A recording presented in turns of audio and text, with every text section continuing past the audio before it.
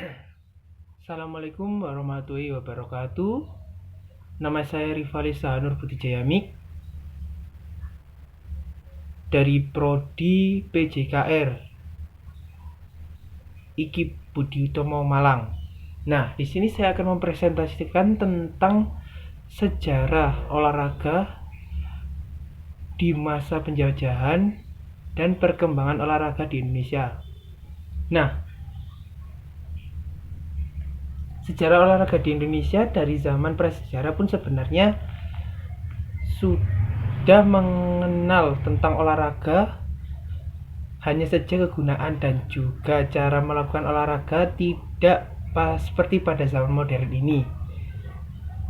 Nah, pada saat zaman dahulu, fungsi utama dari olahraga ini merupakan aktivitas untuk bertahan hidup dari berbagai gangguan. Nah, pada zaman dahulu berbagai tantangan yang harus dihadapi, diantaranya seperti hujan, badai, topan, serta binatang buas dengan beragam jenis. Dan contoh olahraga zaman dahulu yang saat ini sudah kita kenal seperti renang, dayung, lari, gulat, tarian perang, dan memainkan senjata.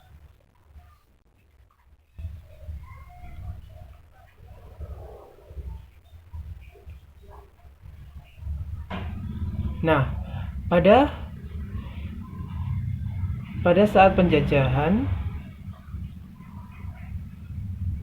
bisa dibilang jika perkembangan olahraga di Indonesia menuju ke model olahraga yang modern dimulai sejak Belanda mulai menduduki Indonesia.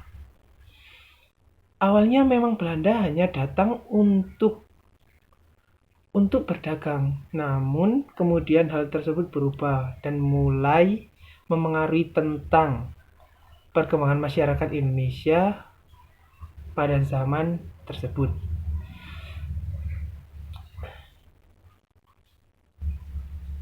Menurut buku sejarah dan filsafat olahraga yang ditulis oleh dosen FPUK UPI tahun 2010 menyebutkan jika pada abad ke-19 olahraga yang masuk dan perkembangan merupakan sebuah olahraga sistem Jerman yang diciptakan oleh John Frank Gutsmuth tahun 1759 sampai 1835. Dengan adanya hal tersebut, maka secara otomatis juga menjelaskan jika olahraga sistem Jerman juga mulai dikenal dan masuk ke Indonesia karena dibawa oleh Belanda. Olahraga jenis ini kemudian tidak hanya berkembang di kalangan militer Belanda saja, melainkan juga mulai berkembang di sekolah dan juga masyarakat Indonesia. Kemudian olahraga di Indonesia juga mengalami perubahan setelah adanya penjajahan dari bangsa Jepang masuk ke Indonesia. Olahraga Jepang pun mulai merambah ke Indonesia. Berbagai jenis olahraga Jepang yang mulai terkenal diantaranya adalah karate, judo, sumo, dan kendo. Nah, beragam jenis olahraga di atas itu juga mulai berkembang dengan semakin pesat. Bahkan berbagai kalangan juga menyukai dan menggunakan olahraga tersebut sebagai olahraga badan dan olahraga yang digunakan. Hal ini juga semakin menjadi lebih baik lagi ketika Jepang kemudian memberikan pelatihan khusus kepada sekolah-sekolah yang ada. Akan berbagai jenis olahraga tersebut yang dikembangkan di sekolah-sekolah Jepang diantaranya senam pagi atau disebut dengan Taiso, baris berbaris yang disebut dengan Kyoreng, dan lari, cara bertempur atau kendo yang merupakan cara bela diri khas Jepang. dan keterampilan menggunakan bayonet atau senapan dengan ujung belati atau pisau.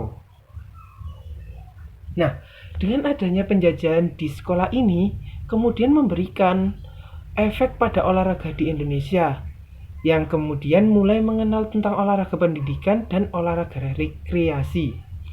Dengan berbagai bentuk pelajaran ini, juga memberikan efek bagus untuk warga dan masyarakat Indonesia bisa mengenal lebih jauh lagi tentang olahraga. Justru dari perkenalannya ini, berbagai macam-macam jenis olahraga yang kemudian membuat para warga Indonesia mulai mengenal cara bela diri, kemudian melawan dan melepaskan diri dari penjajahan. Nah, ketakasan dalam berolahraga membuat fisik dari warga Indonesia menjadi lebih kuat dan mulai tangkas akan dengan berbagai kegiatan. Setelah Indonesia merdeka, kemudian berkembang olahraga di Indonesia juga mulai berkembang dengan sangat pesat. Tahun 1945 sampai 1950, Indonesia mulai membentuk Kementerian Pendidikan, Pengajaran dan Kebudayaan, organisasi-organisasi lain mulai bermunculan. Nah, pada awal pendidikan olahraga dan juga cara mengembangkan dan mengajarinya belum ditata secara runtut, bahkan pada saat itu tanpa menggunakan modal sedikit pun. Perkembangan kegiatan olahraga hanya dikembangkan melalui dua cara, yaitu dengan cara menggunakan sarana sekolah dan masyarakat dengan dasar pengabdian.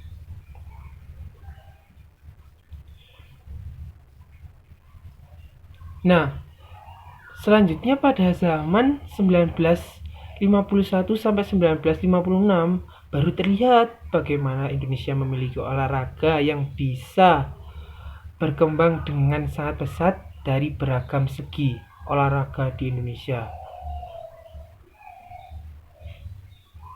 Nah, di Indonesia berkembang dengan sangat pesat dari segi teknis ataupun organisator. PON pertama kalinya kemudian diselenggarakan pada tahun 1952 setelah Indonesia bisa berdaulat atas negaranya sendiri.